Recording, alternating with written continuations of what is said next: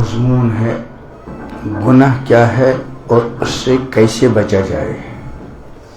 اس کا کچھ حصہ پہلے سنایا جا چکا ہے. گناہ کیا ہے؟ آپ نے ارشاد فرمایا کہ جس کے کرنے سے تمہارے دل میں تردد اور بے اطمینانی کی کیفیت ہو، سمجھ لو یہ گناہ کا کام ہے. اس کے بعد گناہ کی 3 مضر اثرات بیان ہوئی تھی. کیا کیا ہیں؟ اللہ تعالیٰ کی ناراضگی. اللہ اپنی ناراضگی سے ہم سب کو اپنی پناہ میں رکھے. اللہ تعالیٰ اپنی رضا اور رضا والے اعمال نصیب کرے. اپنی ناراضگی اور ناراضگی والے اعمال سے اللہ تعالیٰ ہم سب کی حفاظت کرے. اور دوسرا دل کی بے چینی. گناہ کرنے کے بعد انسان کو بے چینی ہوتی ہے. اور یہ خود قرآن نے فرمایا وَمَنْ أَعْرَضَ عَنْ ذِكْرِي فَإِنَّ لَهُ مَعِيشَةً ضَنْكًا. جو ہمارے احکام سے، ہماری آیات سے اعراض کرتا ہے، منہ پھیرتا ہے، فَإِنَّ لَهُ مَعِيشَةً ضَنْكًا، اس کے لیے دنیا میں بے چینی کی زندگی ہے. چین و سکون کا نام کتنا بھی مال دولت میں ہو، کتنا بھی آرام میں ہو، راحت میں ہو، عمدہ مکان ہو، عمدہ سواری ہو، عمدہ لباس ہو، اچھی آمدنی ہو، لوگ اس کو دور سے سلام کرتے ہوں، لیکن چین و سکون کا نام نہیں. چین و سکون اللہ کی بندگی اور اللہ کی یاد سے. تو اس کا دوسرا مضر اثر کیا ہے؟ دل کی بے چینی. اور تیسرا دل کی سیاہی اور سختی. دل سیاہ ہوتا ہے اور دل سخت بھی ہوتا ہے. یہ بیان ہو چکا ہے. اب گناہ کی 3 سزائیں، یہ بھی آ چکا ہے. اس میں پہلی چیز ہے نکیر. انسان جب کوئی گناہ کرتا ہے تو پھر اس کو کوئی مصیبت، کوئی پریشانی، کوئی تکلیف آ جاتی ہے تو وہ گویا کہ اس کے لیے ایک قسم کی نکیر، ایک قسم کی تنبیہ ہے. اب اگر وہ اس نکیر سے، اس تنبیہ کی وجہ سے، اس گناہ سے باز آیا تو پھر یہ اس کے لیے ایک آزمائش ہے. اور اگر باز نہیں آیا پھر اس کے لیے عذاب اور سزا ہے. دوسرا ہے تدبیر. تدبیر کا مطلب کیا ہے؟ کہ اس نے جس طرح کا گناہ کیا، جو معاملہ وہ خود اس سے کیا، مثلا اس نے کسی کو دھوکہ دیا، اس کے ساتھ بھی کوئی دھوکے کا معاملہ آئے گا. اس نے کسی کا مال ہڑپ کیا تو اس کا بھی مال ہڑپ کیا جائے گا. یہ ایک تدبیر، اس کو تدبیر کہتے ہیں. اور تیسرا سب سے زیادہ خطرناک معاملہ ہے، اس کو تاخیر کہتے ہیں. کہ یہ گناہ پہ گناہ کر رہا ہے اور اس کو فوری کوئی سزا نہیں مل رہی، کوئی تنبیہ نہیں ہو رہی اور کوئی نقصان نہیں ہو رہا. تو یہ سب سے زیادہ خطرناک ہے. اس کو استدراج بھی کہتے ہیں. استدراج کا مطلب کیا ہے؟ کہ انسان گناہ پہ گناہ کرتا جا رہا ہے تو اس کو سزا دینے کے بجائے، تنبیہ کے بجائے، مصیبت کے بجائے آنے کے بجائے اس کی نعمتوں میں اضافہ ہوتا رہتا ہے. قرآن پاک میں فَلَمَّا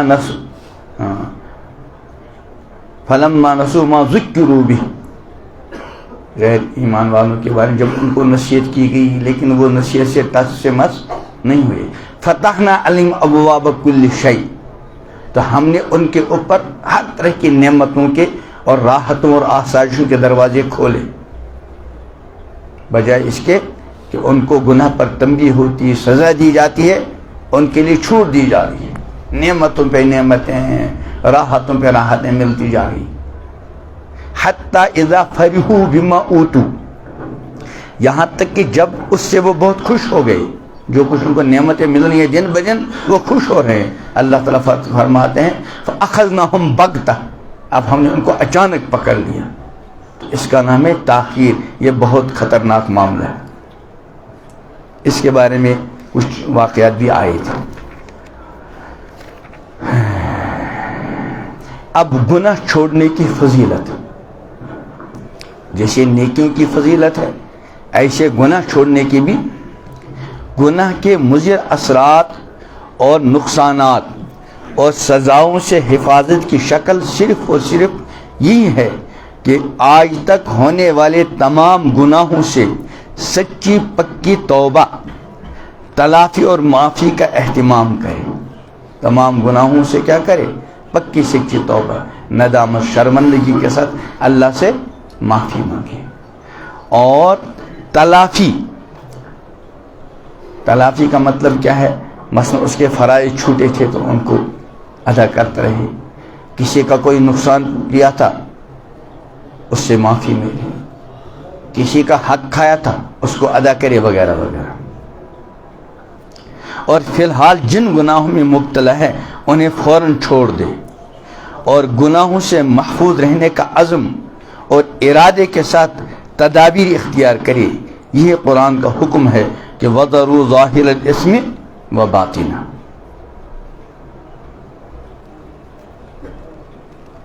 اس سے ثابت ہوا، یعنی ظاہری باطنی گناہوں کو چھوڑو، اس سے ثابت ہو کہ ترک معافی فرض عین ہے.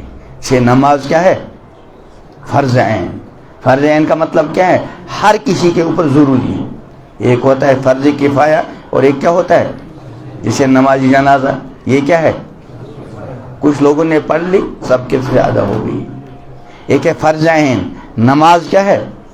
فرض عین. کچھ لوگ پڑھے کچھ نہیں پڑھے، اس سے کام نہیں چلے گا. ایسے فرماتے ہیں گناہوں کا چھوڑنا یہ کیا ہے؟ فرض عین. بلکہ فرماتے حقیقت تو یہ ہے کہ فرائض اور واجبات کی تکمیل کے بعد سب سے اہم چیز ترک معافی ہے. فرائض واجبات ادا کر رہا ہے، اب سے سب سے زیادہ اہتمام کس کا ہو؟ گناہوں کے چھوڑنے کا. نوافل اس کی اپنی فضیلت ہے، لیکن نوافل کے اہتمام سے زیادہ ضروری کیا چیز ہے؟ گناہوں کا چھوڑنا. چنانچہ حدیث پاک میں حضور اور فرماتے ہیں عاجز کا یہ خیال ہے کہ یہی ولایت کی روح ہے، گناہوں سے بچنا. چنانچہ حدیث پاک میں حضور اکرم صلی اللہ علیہ وسلم نے فرمایا اتق المحارم تکن اعبد الناس، کہ محرمات اور گناہوں سے بچو، تم لوگ میں سب سے بڑے عبادت گزار بن جاؤ گے. نفلی عبادت اور نیکی سے جو اجر ملنے والا ہے وہ تمہیں ترک معاصی سے مل جائے گا. اس لیے ترک معاصی نے گناہوں کے چھوڑنے کا خوب اہتمام کرو. جہاں تک نیکی کا تعلق ہے تو واقعہ یہ ہے کہ نیکی کا کرنا تو ہر کسی کے لیے نہایت آسان ہے، لیکن اصل کمال ایمانی یہ ہے کہ انسان گناہ سے بچ جائے. یہی وجہ ہے کہ قرآن پاک میں بھی انہی لوگوں کو متقی اور پرہیزگار کہا گیا جو گناہوں سے بچتے ہیں. فرمایا ان اولیاء الا المتقون، کہ اللہ کے اولیاء، اللہ کے دوست کون ہیں؟ متقی، گناہوں سے بچنے والے. اور تقوی کی حقیقت کچھ کرنا نہیں بلکہ بچنا ہے. ایک ہے کرنا، نماز پڑھنا، روزہ رکھنا، تلاوت کرنا، ذکر کرنا، صدقہ کرنا، خیرات کرنا، اس کا نام تقوی نہیں، یہ ہے عبادت. تقوی کا مطلب کیا ہے؟ تقوی کسی چیز کے کرنے کا نام نہیں، بلکہ تقوی کس کی کا نام ہے؟ چھوڑنے کا نام، بچنے کا نام. گناہوں کو چھوڑنا، بد نگاہی کو چھوڑنا، موبائل کے غلط استعمال کو چھوڑنا، گندے تعلقات کو چھوڑنا، جھوٹ کو چھوڑنا، غیبت کو چھوڑنا، حرام کمائی کو چھوڑنا، حرام خرچوں کا چھوڑنا، اسی کا نام کیا ہے؟ تقوی. اس لیے اللہ تعالیٰ نے اپنے پیارے بندوں کی جو تعریف فرمائی، کیا فرمایا؟ الا ان اولیاء اللہ لا خوف علیہم ولا هم یحزنون. کون ہے اولیاء اللہ؟ فرمایا الذین آمنوا وکانوا یتقون. اولیاء اللہ وہ ہیں جو ایمان لائے اور اللہ تعالیٰ سے ڈرتے رہے، گناہوں سے اپنے آپ کو بچاتے رہے. تو اسی پر تقوی کی حقیقت کچھ کرنا نہیں بلکہ بچنا ہے. ایک ہے کچھ کرنا، نماز پڑھنا وغیرہ، یہ عبادت ہے. تقوی کس چیز کا نام ہے؟ تقوی نام ہے بچنے کا، چھوڑنے کا. یعنی کس چیز کو چھوڑنا؟ گناہوں کو. ہر اس کام اور کلام سے بچنا جو اللہ کی نافرمانی اور ناراضگی کے ذریعہ ہو، یعنی گناہوں سے بچنا ہی تقوی ہے. لہذا جو شخص بھی گناہ چھوڑ دے اور آئندہ بھی اس سے بچے گا تو وہ عبادت گزار اور متقی اور پرہیزگار کا اجر کا حقدار بن جائے گا۔ اب گناہوں سے بچنے کی تدابیر۔ اب سوال یہ کہ گناہ سے کیسے بچا جائے؟ چاہتا تو ہر آدمی کے گناہوں سے بچوں، لیکن بچ نہیں پاتا، تو کیسے بچے گا؟ گناہوں سے بچنے کی تدبیر کیا ہے؟ اب سوال یہ ہے کہ گناہ سے کیسے بچا جائے، تو اس کے لیے سب سے پہلے آدمی گناہوں سے بچنے کی سچی پکی نیت کرے کہ کچھ بھی ہو مجھے گناہوں سے بچنا ہے۔ جسے نماز کوئی بھی انسان نیکی کرتا ہے تو سب سے پہلے کیا کرنا پڑتا ہے؟ نیت۔ تو ایسے ہی انسان گناہوں سے بچنے کی کیا کرے؟ نیت کرے، پھر ہمت کر کے گناہوں سے بچنے کی جو تدابیر ہیں انہیں اختیار کرے۔ پہلے کیا نیت کرے کہ میں انشاءاللہ آج کے بعد گناہوں سے بچوں گا، اس کے بعد تدابیر۔ علماء نے فرمایا ہے کہ گناہ سے بچنے کی 3 بنیادی تدابیر ہیں۔ تدابیر تو بہت ساری ہیں لیکن بنیادی۔ نمبر 1، گناہوں سے بچنے کے لیے دعا کا اہتمام کرنا۔ اللہ سے خوب رو رو کے مانگے، پروردگار میں گناہوں سے بچنا چاہتا ہوں لیکن میں نہیں بچ پاتا، رب العالمین میرے لیے گناہوں سے بچنا آسان کرتا۔ اللہ کے سامنے اپنی کمزوری کو، اپنی عاجزی کو پیش کریں۔ اللہ کو بڑا پسند آتا ہے کہ ایک بندہ اپنی کمزوری کو اللہ کی بارگاہ میں پیش کرتا ہے، اور اس کے لیے سب سے اہم ترین وظیفہ کیا ہے؟ لا حول ولا قوت الا باللہ۔ اس کا خلاصہ کیا ہے؟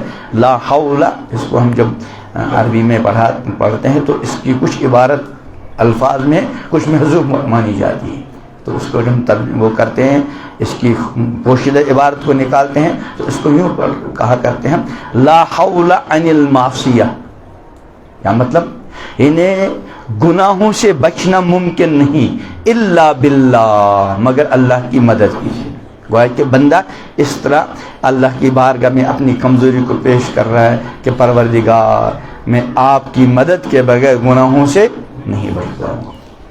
ولا قوت علی الطاعۃ الا باللہ، اور اللہ تعالیٰ کی اطاعت اور بندگی نہیں ہو پائے گی مجھ سے مگر اللہ کی مدد سے۔ گویا کہ وہ گناہوں سے بچنے میں بھی اللہ تعالیٰ کے سامنے اپنی کمزوری کو پیش کر کے اللہ سے مدد مانگتا ہے، یا اللہ میری مدد فرما گناہوں سے بچنے میں، اور عبادت کے انجام دینے میں بھی اپنی کمزوری کو اللہ کی بارگاہ میں پیش کرتا ہے اور اللہ سے کہتا ہے، یا اللہ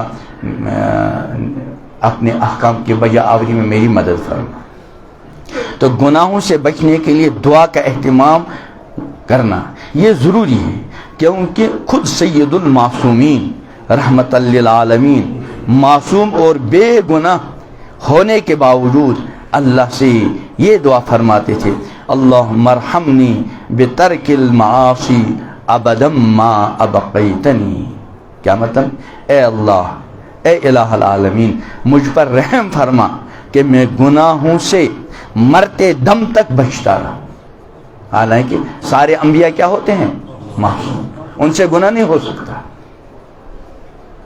اور پھر امام الانبیاء حضرت محمد عربی صلی اللہ تعالی علیہ وسلم کو اللہ تعالی نے تسلی فرمائی کہ لیغفر لک اللہ ما تقدم من ذنبک ما تاخر، آپ کا اگلا پچھلا سب معاف، یعنی اول تو گناہ ہے نہیں، لیکن آپ کے اطمینان کے لیے اللہ کیا فرماتے ہیں؟ اگلا پچھلا سب معاف۔ لیکن اس کے باوجود امام الانبیاء حضرت محمد عربی صلی اللہ علیہ وسلم اللہ سے مانگتے ہیں گناہوں سے بچنے کی توفیق۔ تو کیا دعا فرماتے ہیں؟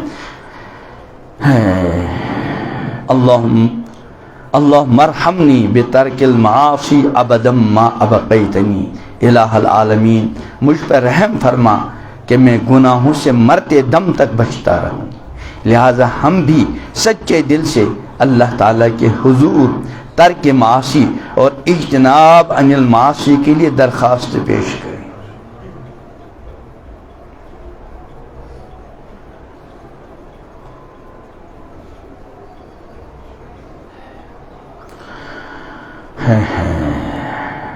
نمبر 2، گناہوں سے بچنے کی دوسری تدبیر یہ ہے کہ اس کے نتیجے میں پیدا ہونے والے دینی، دنیاوی، جسمانی اور روحانی مضر اثرات اور نقصانات کا یقین کرے کہ گناہ میں نقصان ہی نقصان، دین کا بھی نقصان، دنیا کا بھی نقصان، صحت کا بھی نقصان، جسم کا بھی نقصان اور روح کا بھی نقصان، جسم کا بھی نقصان اور روح کا بھی نقصان۔ اور جو اللہ کے بندے، اللہ ہم کو بھی ان میں شامل فرمائے، جو گناہوں سے بچنے کا اہتمام کرتے ہیں لیکن چونکہ بشر ہیں، کبھی گناہ ہو گیا تو فوراً نقصان کو محسوس کرتے ہیں، وہ بے چین ہو جاتے ہیں۔ تو دوسری تدبیر کیا ہے کہ گناہوں سے بچنے کی دوسری تدبیر یہ ہے کہ اس کے نتیجے میں پیدا ہونے والے دینی، دنیوی اور جسمانی اور روحانی مضر اثرات اور نقصانات کا یقین کرے۔ انسانی فطرت ہے کہ جب اسے کسی چیز سے نقصان پہنچنے کی یقین ہوتا ہے تو اس کے لیے اس کو چھوڑنا اور اس سے بچنا آسان ہو جاتا ہے۔ مثلا بجلی کے تار کو نقصان کے یقین کی وجہ سے کوئی ہاتھ نہیں لگا، ننگا تار ہو بجلی کو کوئی ہاتھ لگائے گا کیونکہ یقین ہے اس کو اس سے نقصان پہنچے گا۔ اسی طرح سانپ بظاہر کتنا خوبصورت کیوں نہ ہو لیکن یقین ہے کہ اس سے نقصان ہوتا ہے، اس لیے ہر کوئی انسان اس سے بچتا ہے۔ تو جس طرح دنیا کی مادی چیزوں میں ہونے والے نقصانات کا یقین انسان کو ان چیزوں سے بچا لیتا ہے، اسی طرح معاصی اور گناہوں سے ہونے والے مضر اثرات اور نقصانات کا اگر یقین ہو جائے تو انسان کے لیے ان سے بچنا بھی آسان ہو جائے گا۔ تو پہلی تدبیر کیا ہے گناہوں سے بچنے کی؟ اللہ تعالیٰ سے رو رو کے مانگے، رو رو کے مانگے، اللہ کی بارگاہ میں اپنی کمزوری کو بار بار بار بار پیش کرتا ہے۔ اور دوسرا گناہوں کے نقصانات جسمانی اور روحانی۔ جب کوئی گناہوں کا عادی ہوتا ہے تو بعض مرتبہ اس کے چہرے پہ ایک بے رونقی ہوتی ہے، کتنا بھی خوبصورت ہو، کتنا بھی خوبصورت ہو، لیکن اگر وہ خدا نخواستہ گناہوں کا عادی ہے تو اس کے چہرے پہ ایک بے رونقی ہوتی ہے، اور اللہ کے بہت سارے بندے اس بے رونقی کو محسوس کرتے ہیں۔ حضرت عثمان غنی رضی اللہ عنہ کی مجلس میں ایک آدمی حاضر ہوئے تو ان کو مخاطب نہیں بنایا، جیسے امام الانبیاء حضرت محمد علیہ السلام کی عادت مبارکہ، اگر کسی کے اندر کوئی چیز ہوتی تو اس کو مخاطب بنا کر بلکہ عام فرماتے کہ لوگوں کی کیا ہوا اس طرح کرتے۔ تو حضرت عثمان غنی رضی اللہ عنہ کی مجلس میں ایک شخص آیا تو حضرت عثمان غنی نے عام مجلس میں کہا کہ لوگوں کو کیا ہو گیا کہ ان کی آنکھوں سے گناہ ٹپکتے ہیں۔ ایسی نیکی ایک انسان اخلاص کے ساتھ عبادات، تلاوت، نماز، ذکر وغیرہ کا اہتمام کرتا ہے تو اس کے چہرے کے اندر ایک نورانیت ہوتی ہے، ایک رونق اور کشش ہوتی ہے۔ اسی طرح گناہوں کی وجہ سے ایک بے رونقی کی کیفیت پیدا ہو جاتی ہے۔ تو دوسری تدبیر کیا ہے کہ گناہوں سے ہونے والے نقصانات سے کو استحضار رکھے، اس سے میرے کیا کیا نقصانات ہوتے ہیں۔ خاص کر آج کل جو خدا نخواستہ غلط تعلقات وغیرہ کا معاملہ بعض مرتبہ ہوتا ہے، اس سے انسان جسمانی اعتبار سے بھی بعض مرتبہ کسی کام کا نہیں رہتا۔ کتنے ایسے نوجوان جنہوں نے اپنی نوجوانی کو تباہ کیا، خراب کیا، اور شادی ہوئی تو شادی کے لائق نہیں ہے۔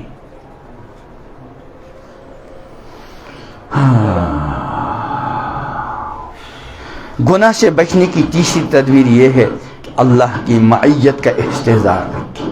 اللہ کی معیت کا مطلب کیا ہے کہ اللہ میرے ساتھ ہو۔ وہ تو اللہ خود فرماتے ہیں وَهُوَ مَعَكُمْ أَيْنَمَا كُنْتُمْ، تم جہاں کہیں بھی ہو اللہ تمہارے ساتھ ہو، اس کا استحضار۔ اور فرمایا مَا يَكُونُ مِن نَجْوَى ثَلَاثَةٍ إِلَّا هُوَ رَابِعُهُمْ، کیا مطلب کہ اگر 3 آدمی سرگوشی کر رہے ہوں، چونکہ کوئی بات کر رہے ہوں، تو ان کو یہ یقین کرنا چاہیے کہ چوتھا اللہ ہے۔ وَلَا خَمْسَةٍ إِلَّا وَسَادِسُهُمْ، اگر 5 آدمی چپکے بات کر رہے ہیں تو ان کو یقین ہونا چاہیے چھٹا کون ہے؟ اللہ۔ وَلَا أَدْنَى مِن ذَلِكَ وَلَا أَكْثَرَ إِلَّا وَمَعَهُمْ، اس سے کم ہوں، مثلا 2 ہوں، تو اس کو یقین کیا کرنا چاہیے؟ تیسرا. اور تنہا ہے تو تنہا نہیں سمجھنا چاہیے. دوسرا کون ہے؟ ماں یہ کون ہوگا جو. تو اسی کو کہتے ہیں تیسرے گناہ سے بچنے کی تدبیر یہ ہے کہ اللہ تعالیٰ کی معیت کا استحضار رکھے.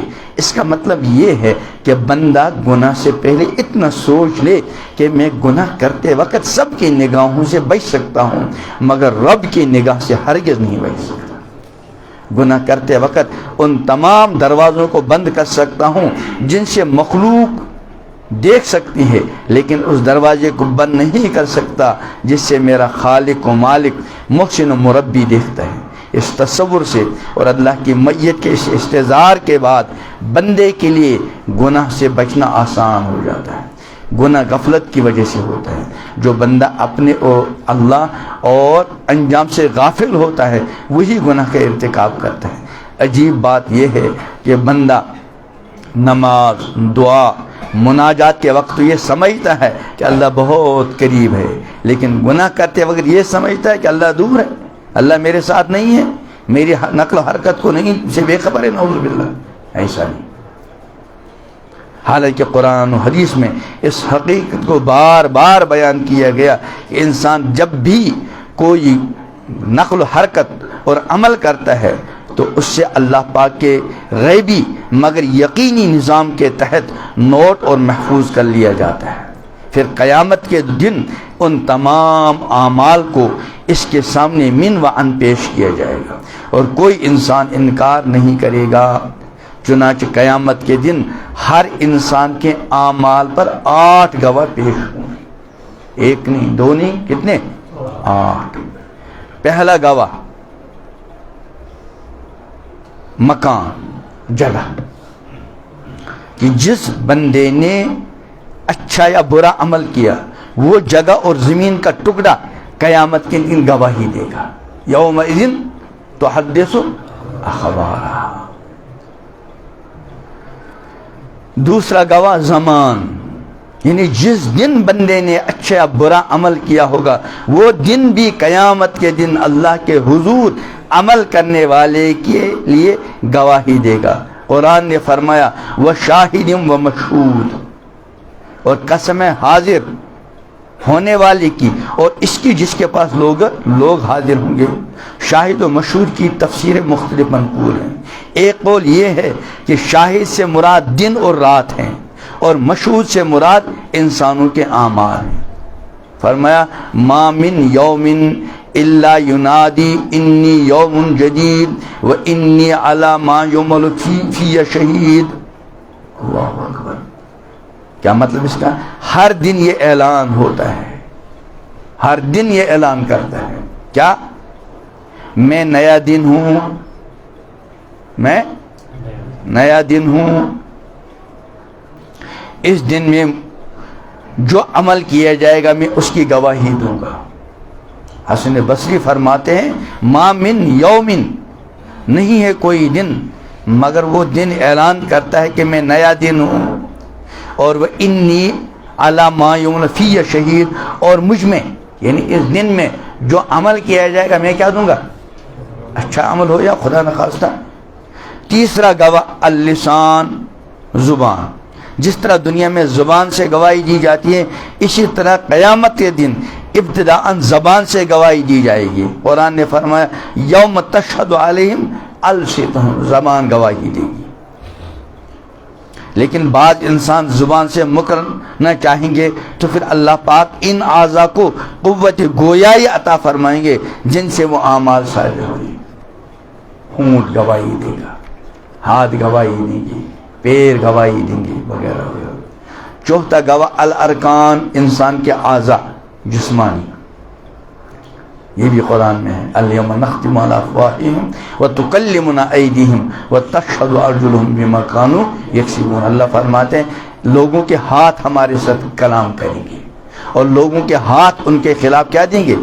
گواہی. اور پانچواں گواہ میں چھوڑتا جا رہا ہوں ملکان. ہر انسان کے ساتھ اللہ پاک نے بطور نگراں فرشتے مقرر فرمائے ہیں جو انسان کے اچھے برے اعمال کو نوٹ اور محفوظ کرتے ہیں، اور اسی سے انسان کا نامہ اعمال تیار ہوتا ہے۔ قرآن نے فرمایا ان علیکم لحافظین کرامن کاتبین یعلمون ما تفعلون، حالانکہ تم پر نگہباں فرشتے مقرر ہیں، وہ معزز لکھنے والے ہیں جو تمہارے سارے کاموں کو جانتے ہیں۔